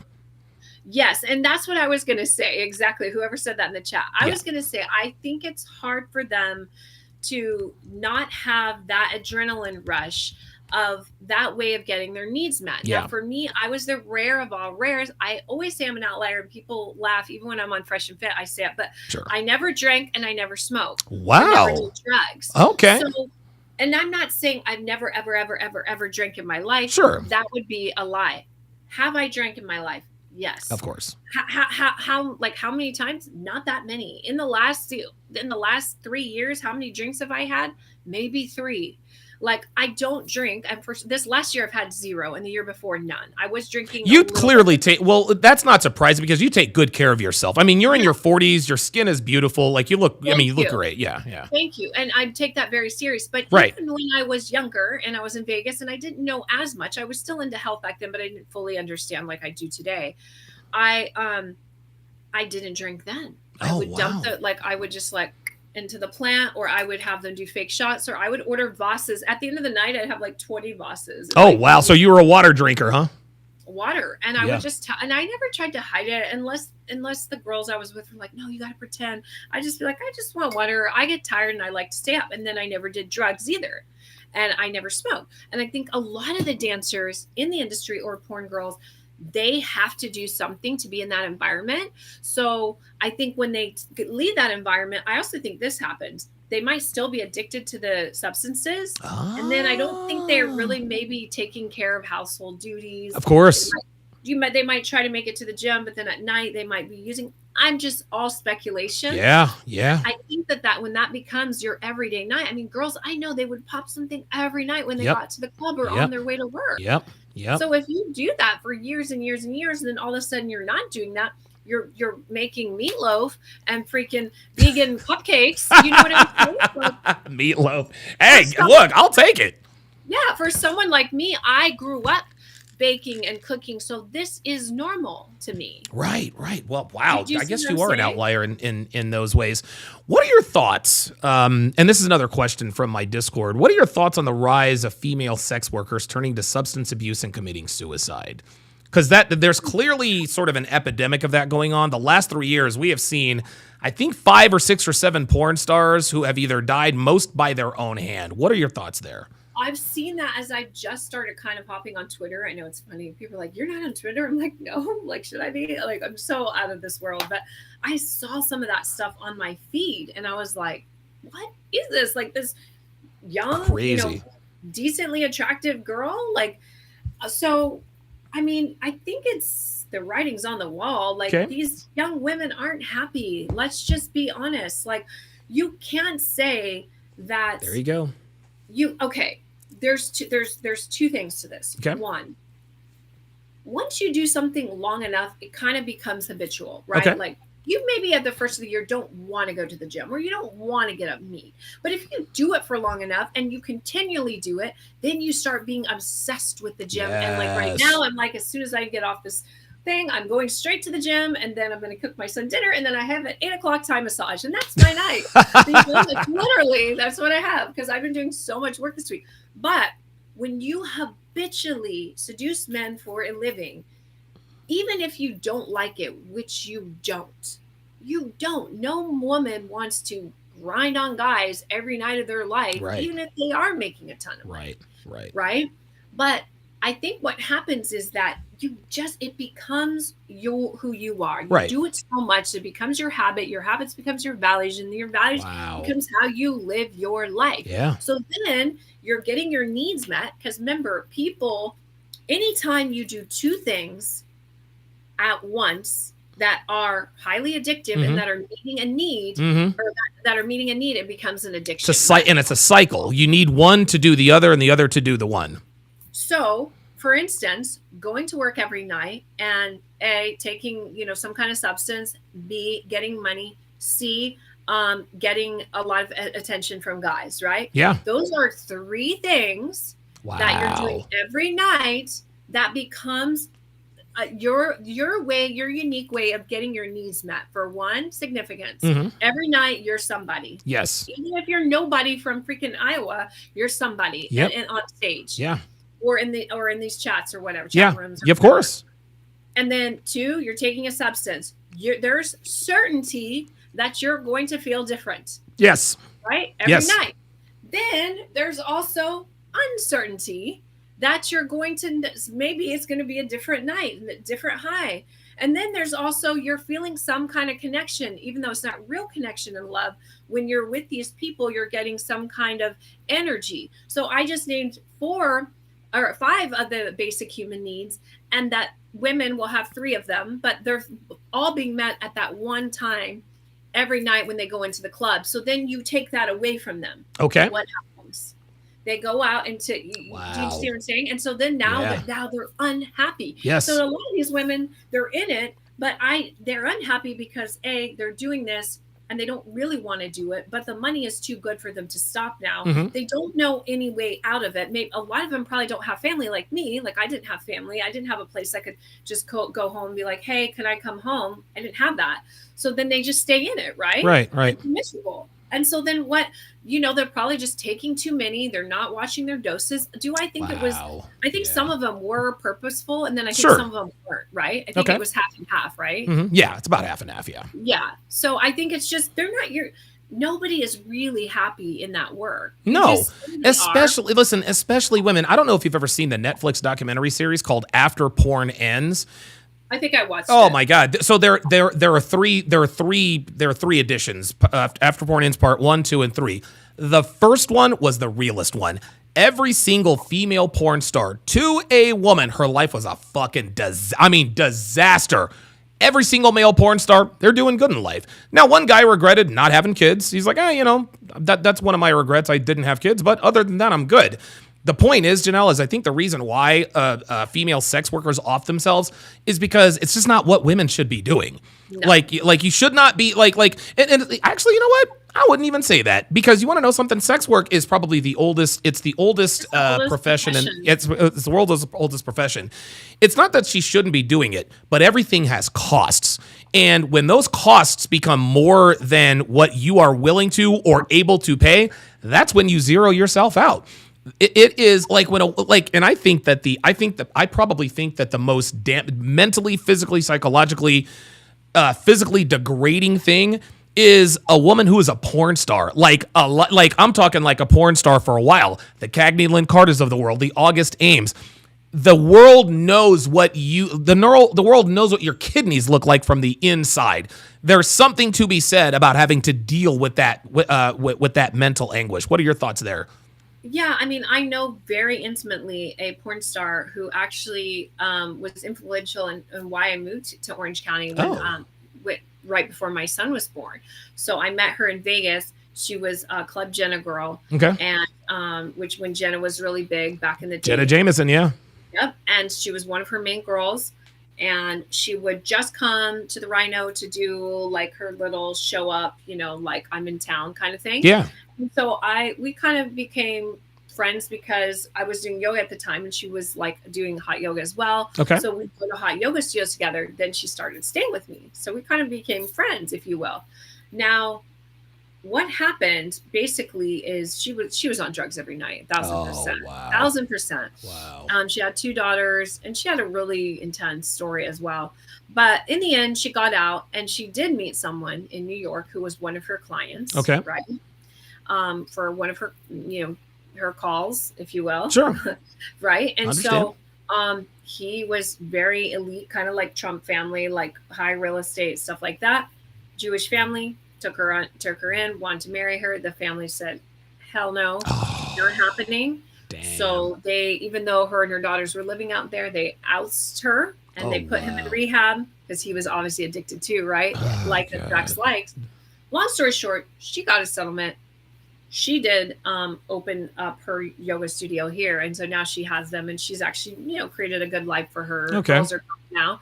But long story short, the mental and emotional toll that this takes on porn stars, it's insane. She's like, I was addicted to drugs because I had to do the scenes. Like, I couldn't do the scenes if I wasn't. Of course.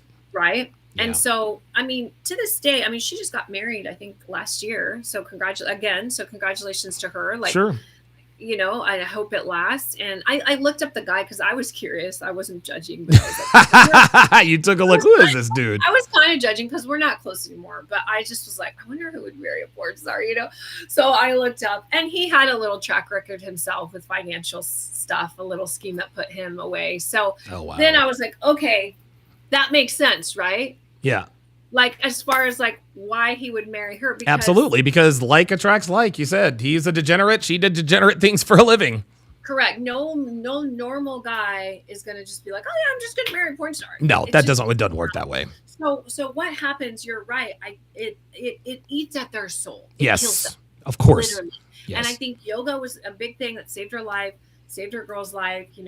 I think she did a great thing, and she took one for the team, if you will, and she fixed her girls. And thank God, the oldest is married with a little kid, and so thankfully it turned out right. Good. But is that how it normally turns out? Hell no. No, these women are trashed because innately we know that we're not supposed to give our body away in that nature. Well, no, it's not that you're supposed to give your body away. It's just that the cost is not worth it.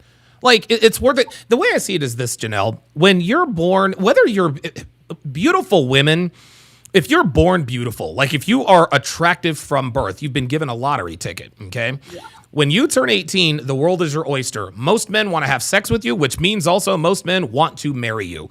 Now you've got a few choices, okay? You can either cash out early at 18, 19 years old, marry a high-level guy, have his kids, and be set for life. Or you can now that's the long game, okay? Yeah. You're not cashing out all at once, but you're sort of getting an annuity. You're sort of getting, you know what I'm saying? It's like a long-term thing. Most attractive women, they blow all their winnings on sleeping around, drinking, drugs, et cetera, et cetera. Then when they get to then when they're on the wrong side of 30, they want to know where they're. No, you don't get paid. You don't get 2 lottery winnings. You had 1 ticket. You have, and most women, Janelle, usually have 4 to 5 men, high status men, who would take them off the market if she would allow them to. Unfortunately, today, most women are like, nope, I've got time, until they don't. And this could be a whole segment in itself. This thing is very tricky on why women are passing up good men. Yeah, it's crazy. Like, I don't understand. I do a little bit. I think it's the independence that's been kind of thrown at us in regards to media, and now all this stuff with I was so annoyed, like the Gottman Institute, which is a very, very, I don't know if you're familiar with it, but it's like a very respected organization that polls couples, and they pull them before they get married to see if their marriage will last, and they have like a 90-some% success rate. Wow. They will predict, and it's this Jewish husband and their wife, and they're like older couple, of course. The Gottman Institute. So when I took my sociology classes, all the stats came from Gottman. If I want stats on relationships, I always look up on Gottman. But I just saw their recent Instagram thing post, because I followed them, and it was just so woke. And I was like, oh boy, it was like 2 guys, and the guy was dressed like all like scantily like a chick, and I was like, oh wow. And I think that is part of the problem. I think that the propaganda, the agenda has switched the narrative on feminizing men, masculinizing women, and there's this thing like and a lot of women are out earning men now. Yes, they are. They're making so much. They make so much more, and they'll be the first ones to bitch about the wage gap. They don't, exactly. They don't need someone to buy them first class. No, they don't need someone to buy them their Louboutins or their Chanel. They buy it their damn self. Yep. And so those women, the ones who are not in sex work, right? Men are like, oh, there's a few women that aren't. Let me find them. Oh, wait, they're making so much money, and they're so masculine. Yeah. And it's like it's so weird, because I feel like you have the extremes of women who are like OnlyFans, sex workers, like they're kind of been in that industry, if you will, or are in it currently. Okay. And then you have over here the girls that have not been in the industry, right? But they're professionals, right? Business professionals. They're making more money than you in some cases. Yeah. They're not trying to get married. Nope. They're happy doing girls trips and friendsgivings and all that For stuff. now, but then when they get to the wrong side of No, 35, I know. I reacted to a video yesterday. A girl's like, look, man, like I have all the money in the world. I own my cars, I own my house, but I'm fucking miserable because you don't have a man. Correct. And then you have this small group of women who are just like middle, just regular girls, working CVS, whatever, just normal girls, just doing normal stuff. And I think a lot of those women, they'll marry right away because they're like, you know why? I think that I think that women today, like when they're raised in like Midwestern or small towns and stuff like that, they're like, oh yeah, this is life. I'm going to be a farmer's wife, or Yeah, I'm going to be a right. factory's wife. And they're like, my husband's in my yearbook. That's all they, yeah, there you go. There you go. That's it. And then they get married, and Happily ever I after. see women that are like 20 with like 6 kids. I'm like, what the? How the hell did that happen? Yeah, right. You know what I'm saying? Yeah. Like maybe not that's extreme, but like a lot of kids, very young, and she's just baking, and that's her life, and that's her normalcy. And I think that population is just it's small, and I don't think it's so much in the coastal areas like Vegas, California, New York, Miami. There you You're go. not finding those kinds of women like that. Wow. Okay. Very good. I've got 2 more questions, and then we'll cut you loose so you can hit the gym. Okay. Luke Red Pill Perry with the $10 super chat says, question for the guest. He says, when you were a dancer, did you get upset when the guys accidentally finished? Then he adds with a $5 super chat during a dance.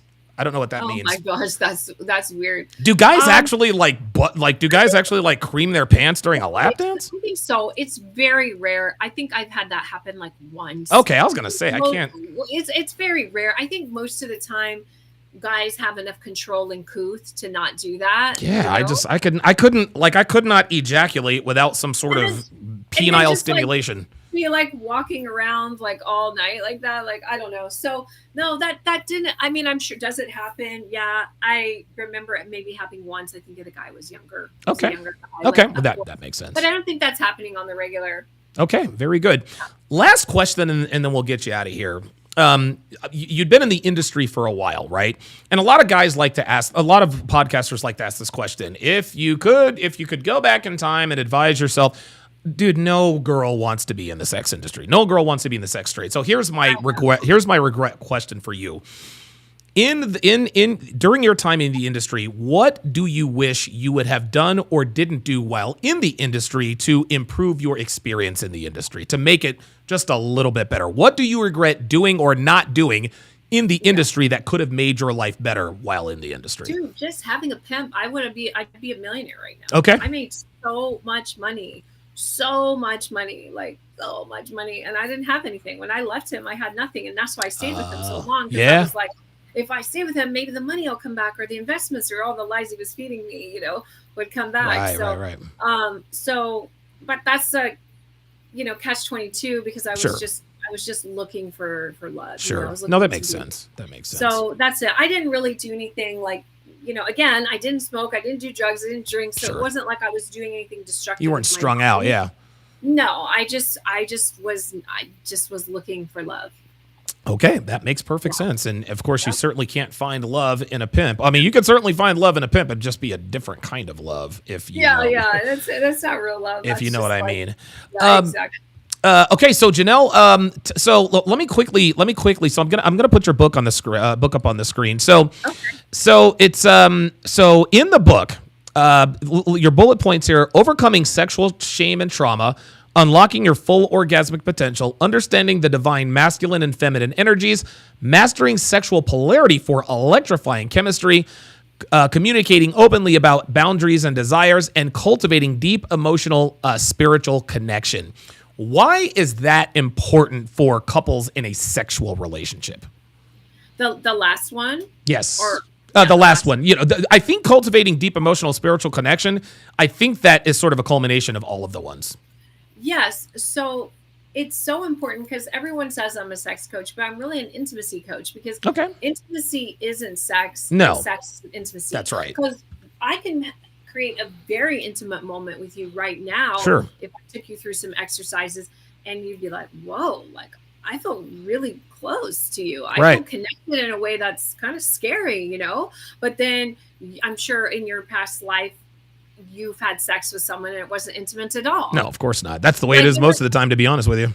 Yeah, exactly. Yeah. So it was nothing more than just doing a deed. And so we have this misconception that intimacy is sex and sex is intimacy. Sure. But they're not. You can be extremely intimate with someone with your clothes on. You can have sex with someone and be in another freaking world. Right. Like in regards to what's going on. Okay. So the reason why it's so important to cultivate that intimacy is because when you get, it's like, I guess this is what I'm addicted to, is like when you get someone, a man, in my case, I'll just speak for me. When I have a man who's like fully present, he doesn't move, he doesn't change, he's with me, he doesn't leave, he doesn't think of something else, he's not doing something else, he's just with me. Okay. And at that same time, I am giving him that same energy where I'm just vulnerable. I'm really showing who I am. I'm letting him see all of me, the parts that aren't so great, right? Yeah. I'm not thinking about my son. I'm not thinking about the gym and the Thai massage. Like, I'm with him, right? When you have that kind of connection with two people, the vulnerability, the surrender, the presence, the connection, the authenticity, and you have that, it's so addictive because people are so fake today. Yes. Everything you see is what they want you to see. It's not really who they are. It's not really their life. So when you sit with someone in their deepest, darkest hour, but you also sit with them in their greatest joy, and you also sit with them in their greatest pain and their greatest pleasure, that fosters such connection and intimacy that you just want that energy. I call it the ultimate union in my book. Again. Okay. And you can have sex with anyone and it can get old. But Sure. if you have that union, that connection with the sex, you'll go back again and again. How about that? I've never even, sex has always just been an act to me. And it I don't know. I think the first few girls I've had sex with, there might've been some intimacy, but after that you get red pilled and you're just like, all right, fuck these. You're like, all right, this is it. Yeah. That's a wrap. So I wanted to bring something up that I was like, I want to do these, and maybe I should talk to you about like us doing them together. But I watch every dating show there is. Right. I do. Yes. I do it partially for entertainment, partially because I want to see what's going on, the trends, what's happening, have the mindset of everyone. Yes. Right. And I'm like, God, I want to freaking. That's my niche. Like that's what I do. Okay, so you have to have me on for some of these. Oh, dude, I do them. I'm actually breaking down the last part of episode 10 of Love is Blind right after this on Rumble. Yeah. Okay, so this is like this girl, the freaking Ramses and the Ramses, the black guy, like the little braid. Yeah, I gotcha. The law student. Yes. Right? The girl. He's like saying basically in a nicest way possible, like, are you gonna always not have sex with me and not be intimate with me? And she comes undone. Unbelievable. About, I can't believe that you would ask. And he's like, well, forever is a long time. Like, I just want to know, like you're talking about Ramses and Marissa. That's who you're talking about, because she dug. It's funny. We were just talking about this yesterday. She dug her foot in the sand. She's like, I don't want to be on birth control. And he's like, okay, I'm not going to use a condom. Yeah. And he's like, wait a minute. What the fuck are we going to, like, dude, like, you're my fiance. We're going to be married. And by the way, no spoilers, because we haven't gotten that far yet. Okay. But yeah, like, that it is an absolute travesty when you require your husband to use a condom. No, fuck that. Yeah, and the fact that she nailed him to the cross for simply saying, like, hey, is it going to always be this way? Because she was turning him down for sex and she didn't want to be touched. Well, that was because she was on her period. But then she decided to say, well, if I caught cancer, whoa, wait. Obviously, if you have cancer, I don't expect you to have sex with me. But what she was using that as a shield to say, guess what? I reserve the right, and listen, she reserves the right to withhold sex for whatever reason she wants. But on the other side of the token, men reserve the right to withhold to withhold their commitment because of the alienation of affection. Correct. And that was my point. I felt like I know why it was her period, but the fact that she was making him feel bad for Yes, asking, yes. like, hey, is this like, I need to know, because if you're okay with not being affectionate, not being intimate, then Yes. I This is a can't do that. problem. Yeah, it's a problem. And he was an animal. You can No. tell by his energy. He wasn't trying to force her to have sex. No, when of she was course on her not. period. And let's be real, for some women, being on their period is very intense. If you're me and you're lucky, you know how to cure all your symptoms, then you don't have them. Sure, So, sure.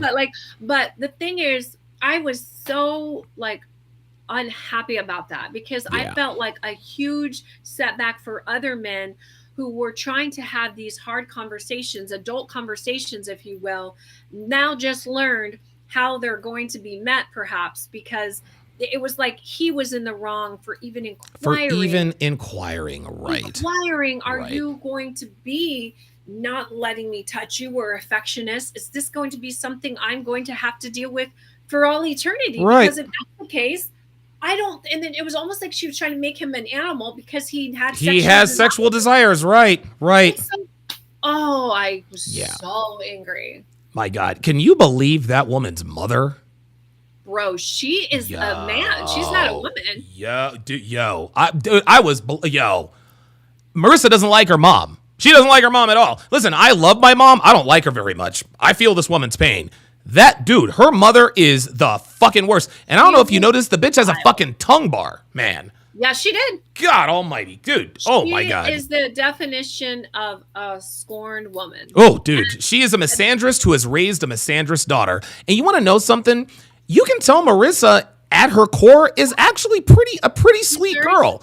She's a very sweet girl, but because she's been steeped in this misandrist nonsense, every time he said, well, you know, when I get to heaven and God, well, it could be a she. I'm like, really with this? Like, honestly, you're going to go super feminist? You want to be married by a woman too? It's just misandrists raise misandrists. It's crazy. I know, and she's an attorney. Oh, and, God. Higher education, the more higher Jesus education Christ. people get, the more modern. That's right. Feminist. And You I got didn't it. realize that until as I've been climbing up in that. Yeah, man. Yep. So yeah, there's so many things when I'm going through, I'm like, oh my God, like, how is this happening? Like, I want to say so much, but yeah, it'll be interesting to see. I think what I'll do is when I do, I might have you on as a sort of a guest host when I do these breakdowns, because I react to these. I react to these like this is my brand, Janelle. Okay, Like this is I had no idea. Oh my God, dude! I have reacted to every Love Is Blind season, every Temptation Island season. Married at First, Love After Lockup, all of the dating shows. Love Island was. Oh yes, Love Island. Now Love Island, I had to click because it's just too goddamn long. It's just like so long, people coming in and out. I was like, oh yeah. Dude, what else is there? F Boy Island. I reacted to that. Lovers and Liars. I mean, dude, I react to all of those things. All of them. Yeah, okay. Some of those I don't even know, but I watched the Love Is Blind, and what's the other one? The Ultimatum. Yeah, that one, and then what's the other Temptation? Or no, I can't think of it. It's on. Yeah, Netflix. There's Temptation Island. The other big one on Netflix, with Nick Lachey and that's Love Is Blind. Love Is Blind. Yep. Love Island, Love Is Blind, and then don't they do one more? Oh yeah, the Ultimatum. The Ultimatum. Yep. Yeah. That's a fucking abject dumpster fire. Holy moly. I know. But now they're making them all woke. Yep. Now. Yes, they are, and it's funny. You can see the propaganda, even with Marissa and with Ramses and Marissa. A lot of political talk. But let someone talk about, well, I voted for Donald Trump and I would never date someone who would vote for Kamala, then they'd be fucking canceled. They wouldn't have them on there. Nope. Sure wouldn't. Have them on there. Sure wouldn't. And here's another thing. Do you remember Alex and Tim, the fucking fat bitch who was a goddamn slob? And Tim told her, look, man, the bitch who fell asleep while his parents were there, he said, look, bitch, I don't ever want to see you again. Like, he completely dropped her. Completely dropped her. Let's not forget this, Janelle. She assaulted him in Mexico, okay? They didn't get that on camera. We pieced it together. She put her hand over his mouth and all that. He tried to leave the situation. She kept following him. We didn't see this, but I am 99.9% sure that woman assaulted him. And the fact that he took her back was an absolute fucking travesty. That woman, dude, Alex, she is a trash individual. She's disrespectful, useless. they made it seem, because honestly, as soon as they coupled up, I said they're not going to make it Oh, because no. how she was speaking to Yep. him. Yep. I Well, was the like, nose ring even- stays. Yeah, and just how she was talking to him, even in the jest, it was so like Dude. vile. I didn't like that. I know couples have banter, but to me, Yeah, it's that's just too much. disrespectful. That's just too goddamn much, dude. And so I knew it wasn't going to happen. Yeah. But then when they had the tiff in Mexico, I didn't really know what was going on. I think I was multitasking at that time. Yeah. But They got into an then- argument. Here's what happened in Mexico. She was clowning him in front of everybody else at that cocktail party. He tried to defend himself, tried to be jokey. Then he tried to leave the situation. She kept following him. Finally, they get into this verbal altercation. It was characterized. She put her hand over his mouth. Oh. And I don't think that's what it was. I think she hit him. I think she assaulted him. That is the reason why he grabbed his shit and moved into another fucking room. I thought he was done after that. She managed to talk her way back into it, and then we got to the real world. She's lazy. She's a fucking slob. She's an alcoholic. And here's another thing, Janelle. If you remember, she was the bitch who said, I've never been in a relationship before. I've only been in situationships. You already knew it was over. Yeah, and the fact, but Netflix spun it to make, Of course. to make him to be the off the handle Yep. guy, and her to be the victim. I Yep. was like, bro, Yep. they really are doing that narrative. And they did the same thing with freaking Steven and Monica.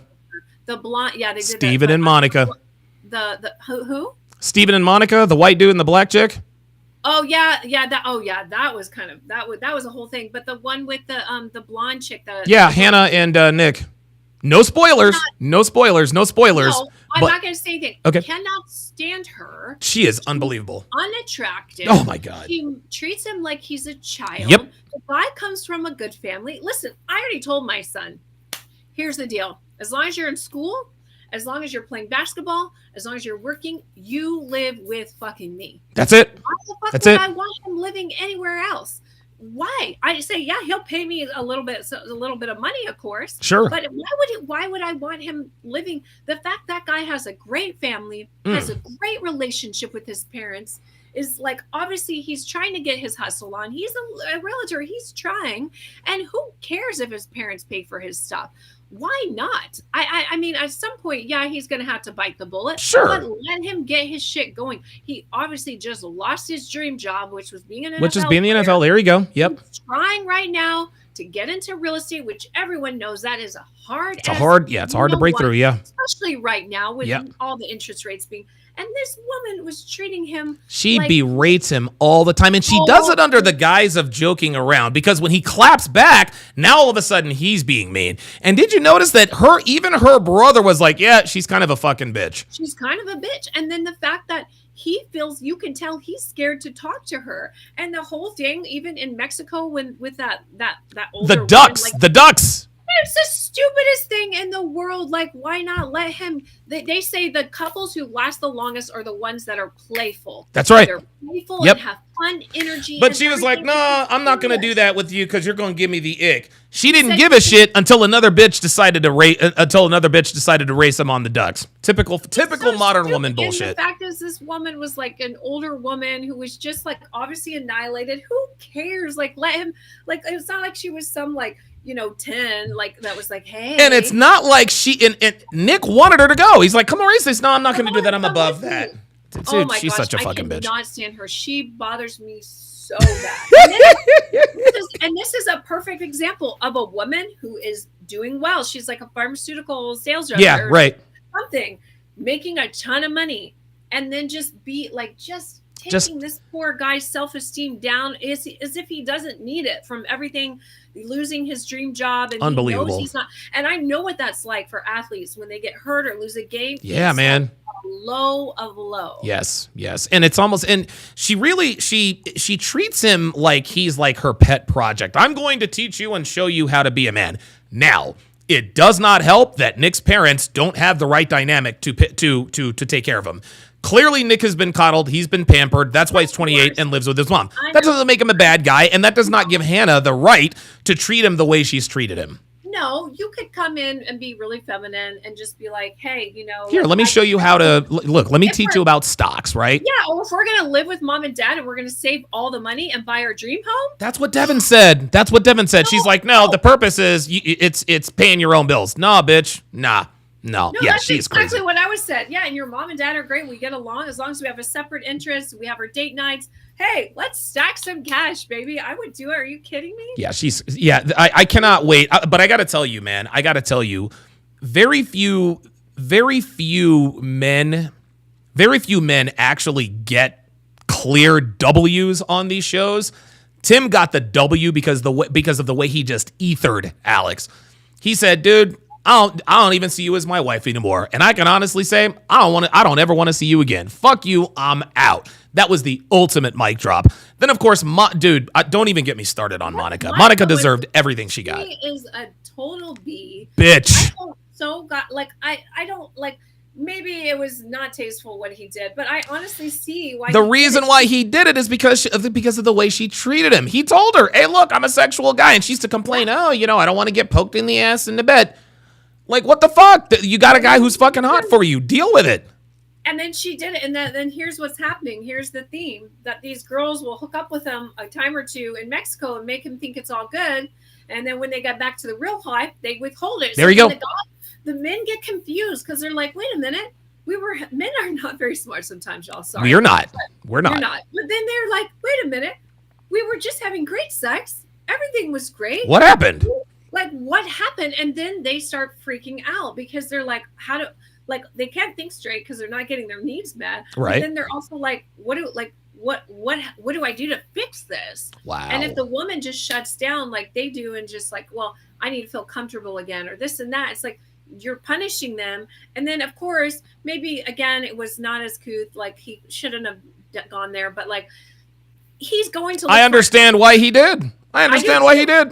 I do too. And then she tried to turn around and be like, I was so betrayed. It's like evil fucking bitch. And it became very clear very early why Monica is 36 and single. I don't know if you picked up on this, Janelle. Monica is not very mature at all. Like, she still thinks she's fucking 16. Like, and here's the thing, Monica's beautiful. She hasn't hit the wall yet. She's one of the lucky few who's in her mid-30s who hasn't hit the wall. Oh, yeah, she's a rare one. She is.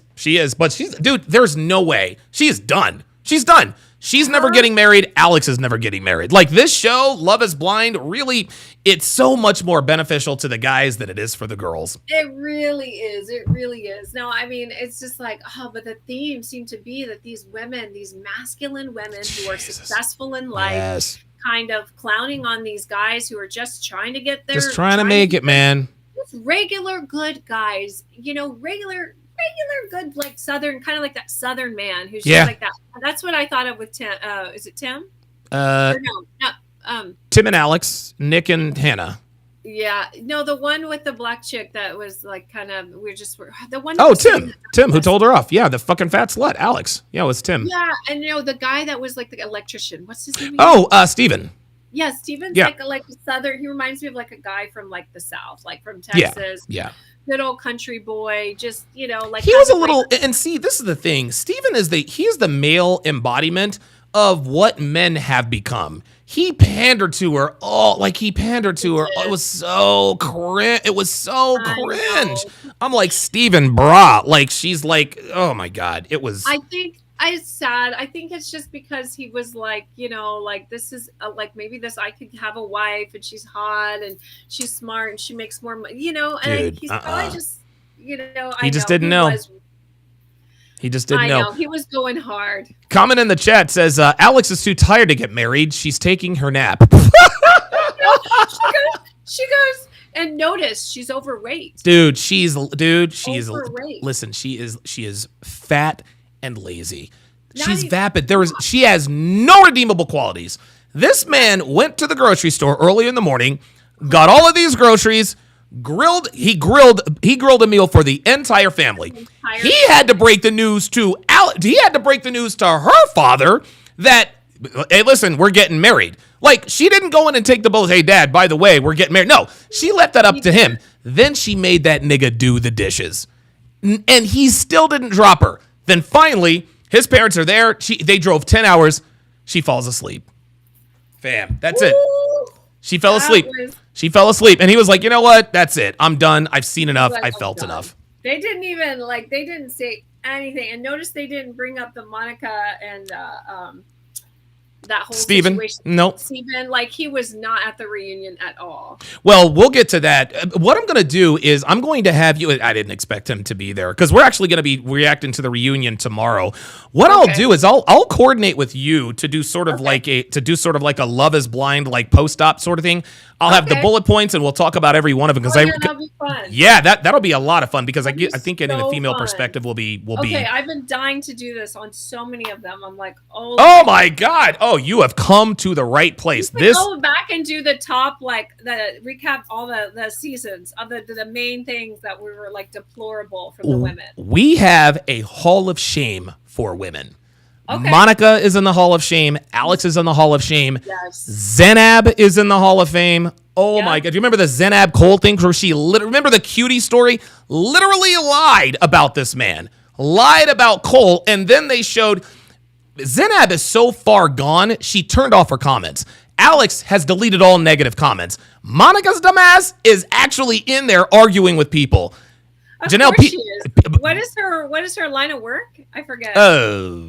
Something like she's like a speaks for the house or some kind of, isn't she in politics or something? You know what? It doesn't matter. She's a fucking bitch and she ain't never getting married. The Asian chick is super fucking masculine too. Oh yeah, she is. Don't say anything about that because I think we're about to find out a lot more about her as well. Dr. B84 says Alex is the champion of the Hall of Shame. She might be. She is quite possibly the worst woman ever. Size, oh my God. Black lady. Yeah, no, you mean the fat chick?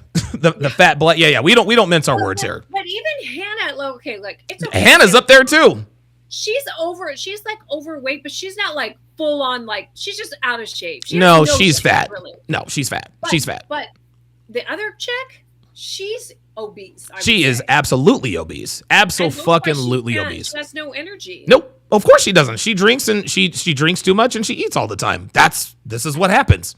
This is what happens. This is what happens. Okay, well, I can't wait to do this with you. Yes, this is gonna be fun. She is Janelle Gordon. It looks like we have recruited someone else to help us with these dating show breakdowns.